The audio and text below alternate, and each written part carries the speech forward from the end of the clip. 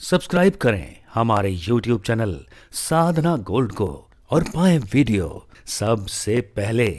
और हाँ, bell icon दबाना ना भूलें। गुरुवं गुरुवं गुरुवं गुरुवं शरणं गुरुवं शरणं। नमस्कार दर्शकों, बहुत बहुत स्वागत है आप सभी का हमारे विशेष कार्यक्रम दिशा धाम में। मैं हूं आपके साथ निशा। दर्शकों, दिशा धाम एकमात्र ऐसा कार्यक्रम है जिसके साथ जुड़कर आप अपने जीवन में निश्चित रूप से बदलाव ला सकते हैं। कहते हैं जीवन में सुख और दुख दोनों बने रहते हैं, लेकिन जीवन से आपको दुखों को हटाना है और सुखों को अपने जीवन में लेकर आना है। तो आप हमारे इस कार्यक्रम से जुड़ सकते हैं और अपने जीवन में निश्चित रूप से बदलाव पा सकते हैं, सफलता पा सकते हैं। तो चलिए अपने आज के इस विशेष कार्यक्रम को शुरू करते हैं और मिलकर स्वागत करते हैं। हमारे साथ स्टूडियो में मौजूद हैं गुरुमा तपेश्वरी नंदा जी। गुरुमा, बहुत बहुत स्वागत है आपका। तो दर्शकों, अपने आज के इस विशेष कार्यक्रम को शुरू करेंगे कुछ प्रश्न उत्तर के साथ। गुरुमा, सबसे पहले मेरा प्रश्न आपसे यही है। गुरुमा, कई लोगों को हमने देखा है, कई लोगों की जिज्ञासा रहती है आपसे ज्ञान प्राप्त करने की। कई दर्शकों का ये प्रश्न है जो लगातार वो मेरे माध्यम से आपसे पूछना चाहते हैं कि सामने वाले इंसान के मन में हमारे लिए क्या चल रहा है या फिर वो हमारे लिए क्या कर सकता है, ये जानने की बड़ी जिज्ञासा लोगों के अंदर होती है। तो क्या ये जाना जा सकता है? आप इसके बारे में जानकारी दें। देखिए निशा जी, हम जान तो बहुत कुछ सकते हैं कि हमारे विषय में सामने वाला व्यक्ति क्या कर रहा है या उसकी गतिविधि हमारे प्रति क्या है, या हमारे साथ अगर कोई नकारात्मक शक्ति आ रही है वो किस कारण है। तो ये सब समझने के लिए हमें पूर्ण आध्यात्मिक होना पड़ता है, या हमें हमारा कंसंट्रेशन, हमारा जो एकाग्रता है उसको तीव्र करना है। सबसे पहला विकल्प तो यही है। अब इसको तीव्र करने के लिए, एकाग्र होने के लिए हमारे पास जो पहला विकल्प हमने बताया, उसके लिए गुरु दीक्षा सबसे पहला विधान है कि जब आप गुरु की शरण में चले जाते हो तो जो हम 15 के यंत्र की बात करते हैं, जो 9 ग्रहों की गतिविधियों के आधार पर है, जो हमारे जीवन की 9 आस्पेक्ट हैं, या 9 ग्रहों की ऊर्जा जो हमारे शरीर पर पड़ती है, हमारे सहस्त्रार पर पड़ती है, उसी के अनुसार हमारा जीवन यापन चलता है। तो उन सब में हमें जीवन को कैसे बिताना है, इन सब के लिए यदि हमारे जीवन में कुछ हमें प्राप्त है या नहीं है, इन 9 ग्रहों में से ये हमारे जीवन की 9 आस्पेक्ट हैं जो मैंने अभी बताया। अब वो क्या है? जैसे हमारा कैरियर, हमारा विवाह प्रेम, हमारे बड़े बूढ़ों का स्थान, हमारी प्रॉपर्टी, अदृश्य पावर, धन, सामाजिक दायरा, माता पिता, गुरु, भगवान, ये जो सामाजिक दायरा है, कर्म फल है, बुद्धि है, या नेम फेम, इन्हीं के लिए हम जो है जीवन भर प्रयत्न करते रहते हैं।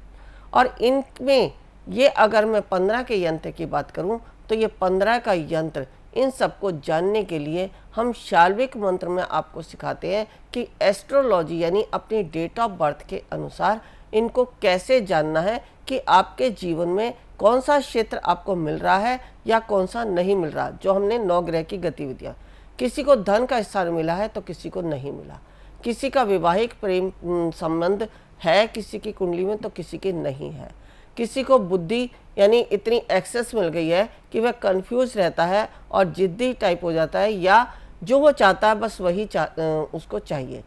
इस तरह के योग हमें 15 के यंत्र से हम जान सकते हैं कि किसकी दशा किस प्रकार की होगी उसके डेट ऑफ बर्थ के अनुसार। तो ये जो चार्ट होता है 15 का, इसमें जो बीच में सेंटर का स्थान होता है वो गुरु, माता पिता या भगवान का होता है। अब अगर किसी की कुंडली में अगर ये नहीं है तो उसके जीवन में माता पिता से उसको कोई सपोर्ट नहीं मिलती, या भगवान से भी उसको कोई हेल्प नहीं मिल रही है, वह निगुरा हो जाता है, वह भगवान को कभी याद भी नहीं करता, या फिर उसके जीवन में गुरु नहीं है। अगर वह व्यक्ति ऐसी स्थिति में गुरु बना लेता है तो गुरु क्या है? सेंटर में बैठा है। जब वो सेंटर में बैठा है तो आपके 9वां जो हमारा जो बीच का सेंटर का पार्ट है वो हमारे गुरु का है, और जो 8 हमारी एस्पेक्ट हैं जैसे कैरियर, धन, विवाह प्रेम, सामाजिक दायरा, कर्मफल, संतान, बुद्धि या नेम फेम, इस तरह की जो दिशाएं हैं, जो हमारे 8 दिशाएं जिसको हम बताते हैं अपने विजेता यंत्र के आधार पर भी, तो विजेता यंत्र भी हमारे गुरु का ही विकल्प है, गुरु का ही मूल आधार है विजेता यंत्र। तो जो विजेता यंत्र धारण करते हैं या गुरु की दीक्षा लेते हैं उनको जो आठों दिशाओं में उन्हें जो कुछ भी नहीं प्राप्त हो रहा है वह सब जो है गुरु की ऊर्जा से पूर्ण होता चला जाता है। तो इसलिए सबसे पहले अपने जीवन में कमियों को दूर करने के लिए आप गुरु को धारण करें। जिसके जीवन में गुरु आ जाते हैं तो गुरु अपनी मंत्र दीक्षा से उसके अंदर एकाग्रता लाते हैं, और एकाग्रता जब आती है तो वह जो उसे मिला है उस पर कंसंट्रेट करके, उस पर एकाग्र होके जो नहीं मिला है उसे पूरा करने का प्रयास करते हैं। ये सब कुछ ज्ञान जो मिला है नहीं मिला है उसको कैसे प्रयास करते हैं, अगर आप सब समझना चाहते हैं तो ये शाल्विक मंत्र रहस्य में सिखाया जाता है। अब अगर मैं एब्स्ट्रैक्ट की बात करूं तो एब्स्ट्रैक्ट भी जो है इसी 15 के यंत्र पर आधारित है। जो लामा फेरा का पार्ट है एब्स्ट्रैक्ट, वो भी हमारे इस 15 के यंत्र पर ही आधारित है। अब 15 के यंत्र को समझना सबसे पहले हमें जरूरी है, जो हमें गुरु के दीक्षा के द्वारा हमें समझ में आता है कि आखिर हमारे जीवन में क्या कमी है और जो है उससे हम अपनी कमियों को कैसा पूरा करें। तो एक तो विकल्प हुआ गुरु की दीक्षा। दूसरा, जब गुरु आपके कुंडलिनी शक्ति में यानी प्राण ऊर्जा में बैठ जाता है तो आपके सातों चक्र जो इस 15 के यंत्र की पूर्ति कराते हैं उनको जागृत करना शुरू कर देता है। जैसे ही वो जागृत होते हैं उसमें प्राण ऊर्जा का विस्तार होता है तो आपके जीवन से ये सारी आवश्यकता पूरी होती चली जाती है। और इसके लिए आप फिर दूसरा विकल्प करते हैं मुद्रा विज्ञान। जो मुद्राएं हैं, मुद्राएं हमारे जीवन में, जो अगर मैं बात करती हूँ मुद्रा विज्ञान की तो बहुत सारे लोग ये समझते हैं कि जैसे मार्केट में हाथों की मुद्राओं की पुस्तकें मिलती हैं वही मुद्रा समझते हैं, लेकिन ये नहीं मालूम कि जो हमारे हाथ है, अगर हम एक्यूप्रेशर की बात करते हैं, जो लोग एक्यूप्रेशर के बारे में जानते हैं उन्हें पता है कि हमारे हाथों में ही पूरा शरीर है। अब इन हाथों की मुद्रा से अगर मैंने मान लो ये मुद्रा भी बनाई है तो ये मुद्रा भी हमारे अंदर सम्मोहन शक्ति को उत्पन्न करती है। और अगर मैं इस मुद्रा को दूसरे तरीके से परिवर्तित कर दूं तो हमारे दूसरे प्रकार की एनर्जी हमारे शरीर में क्रिएट करती है। तो ये जो ज्ञान है ये हमें गुरु से दीक्षा लेने के उपरांत ही प्राप्त होता है। अब गुरु कैसा होना चाहिए? गुरु भी कई प्रकार के होते हैं, जैसे हमने पीछे ही बताया था। एक होता है गुरु, एक होता है सतगुरु, एक होता है सदगुरु। गुरु, सतगुरु और सदगुरु। जो गुरु होता है वो एक टीचर होता है जो आपको ज्ञान देता है, जिससे आप अर्निंग सोर्स को बनाते हैं, जो आप अपने प्रोफेशन में आगे बढ़ते हैं। दूसरा होता है सतगुरु। जो सतगुरु होता है वह आपको जो शास्त्रों में लिखा है उसके ज्ञान को आपको सुनाकर संगीत में रूप में या उसका विश्लेषण करके आपको जीवन जीने की कला सिखाता है।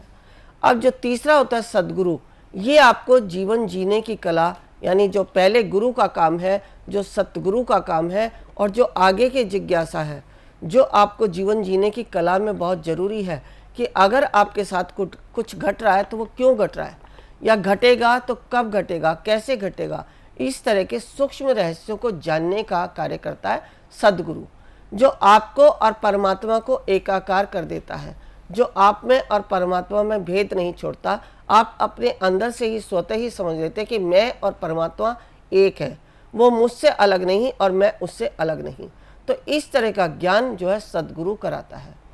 और ये सदगुरु ही आपको अनेक प्रकार के जो हमारी शक्तियां हैं, जैसे अभी हमारी निशा जी ने बात करी कि हम कैसे जानें कि सामने वाला व्यक्ति हमारे लिए क्या समझ रहा है, तो ये इस प्रकार के ज्ञान के द्वारा ही हम जो है आगे की यात्रा को प्रारंभ करते हैं। और जैसे जैसे हम इस मार्ग पर चलते जाते हैं कि हमें इसके लिए अब कौन सा यज्ञ करके कौन सा मंत्र सिद्ध करना है जो हमें इस तरह की सिद्धियां, यानी ये जो बात अभी निशा जी ने कही है होती सिद्धियां, कि हम उस तरह की सिद्धियों को कैसे प्राप्त करना है।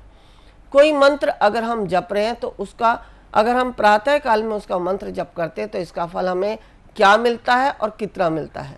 दोपहर के समय कर रहे हैं तो इसका फल कितना मिलता है, रात्रि में कर रहे हैं तो इसका फल कितना मिल रहा है, यज्ञ पे करते हैं तो इसका फल कितना मिलता है, और शमशान में कर रहे हैं तो कैसा मिलता है। और अगर इसमें किसी मुद्रा को हम अगर जोड़ दें तो उसका फल हमें कितना मिलता है। अब जैसे हमने सम्मोहन सिद्धि जो मैं सिखा रही हूँ, जो 15 नोडल पॉइंट के आधार पर है, उसमें हमने एक मुद्रा भी जोड़ी है। यदि आप उस 15 नोडल पॉइंट को मुद्रा को अपनाकर अपने इस मंत्र को जप करते हैं तो उसी मुद्रा, जो हमने बताया ना कि हमारे हाथों में जो है पूरा शरीर है, तो उस शरीर की उसको प्रेस करते ही हमारी वो ऊर्जा ऊर्जान्वित हो जाती है। नहीं, जहाँ हमने एक दूसरे को चोट की या उस एक दूसरे पॉइंट को प्रेस किया, जैसे अगर हम इस मुद्रा की बात करें और बहुत सारी मुद्राएं, या ये भी अगर मुद्रा है, तो ये सब हमें कुछ ना कुछ दर्शाती हैं। तो ये मुद्राएं हमारे जीवन में परिवर्तन लाती चली जाती हैं, चाहे वो हमारा शारीरिक रोग हो या भावनात्मक हो या हमारा मानसिक हो, सभी में जो है परिवर्तन आता चला जाता है। अब जब आपके अंदर परिवर्तन आ गया, आपके अंदर भाव आ गया, आप किसी परमात्मा के प्रति समर्पित हो गए, आपने गुरु बना ली, लेकिन फिर भी आपकी जो है श्रद्धा अपने गुरु के प्रति नहीं बनी है, तो ये मुद्रा विज्ञान आपको परमात्मा के प्रति और गुरु के प्रति समर्पण भाव लाता है। अब जब समर्पण भाव आ गया, तो जो गुरु आपको देना चाहते हैं, जो ज्ञान आपको देना चाहते हैं, उसको स्वीकार करने के लिए आपके अंदर बैठने की क्षमता और उसको स्वीकार करने की क्षमता आ जाती है, जो कि आपको समाधि तक लेके जाती है। और जब आप समाधि तक चले गए तो आप कुंडलिनी जागरण की यात्रा की तरफ अग्रसर हो जाते हैं। जब आप कुंडलिनी जागरण की तरफ जाते हैं तो आपकी दैवी शक्तियां जागृत होती चली जाती हैं। अब जब दैवी शक्तियां जागृत हो गई, आपको नहीं मालूम कि कौन सी शक्ति जागृत हुई है, और अगर जागृत भी हो गई तो उसको कैसे उसका इस्तेमाल करना है, कैसे उस शक्ति का हमें सदुपयोग करना है, कैसे उस शक्ति से हमें लाभ उठाना है, ताकि हम जीवन में अपने आसपास के वातावरण को, आसपास के व्यक्तियों को, या जो कुछ भी हमारे जीवन में घट रहा है, जिसको हम इंट्यूशंस कहते हैं, वह सारा ज्ञान हमें कब और कैसे मिलता है, ये हमें गुरु फिर बताते हैं। इन सब जो हमारे को घट रहा है, उसको हम जब गुरु के आगे बताते हैं, तो गुरु हमें उस ज्ञान को बताता है कि हमारे साथ ये घट रहा है। अभी जैसे अगर मैं बात करूं, तो मैंने इस थर्सडे को, यानी इस बृहस्पतिवार को 3 लोगों को दीक्षा दी, जो कि यूएस में है और यूके में है।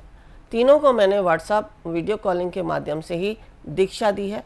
लेकिन जब से उन्होंने दीक्षा ली, तो दीक्षा एक तो देने का हमें तरीका आना चाहिए, दूसरा उनको किस मार्ग पर चलना है ये अगर हमें ज्ञात है और हम उसी मार्ग पर चलने के लिए कोई मंत्र दे देते हैं, तो उस मंत्र का जो प्रभाव होता है वो हमारी ऊर्जा शक्ति को बढ़ा देता है। और जब उन्होंने इस दीक्षा को प्राप्त किया, तो 2 ही दिन बीते थे कि उन्होंने एक जो है पूरा अपना जो अनुभव है वो हमें व्हाट्सअप किया कि गुरुमा, अब मुझे ये अनुभूति हुई है कि मुझे लगा कि आप जो है पार्वती रूप में मेरे पास खड़ी हैं, और मेरा और जो उनके जीवन साथी है उनका जो है मंगलसूत्र देके उनके जीवन में पता नहीं ऐसे इस तरह का कुछ बहुत कुछ उन्होंने लिखा है।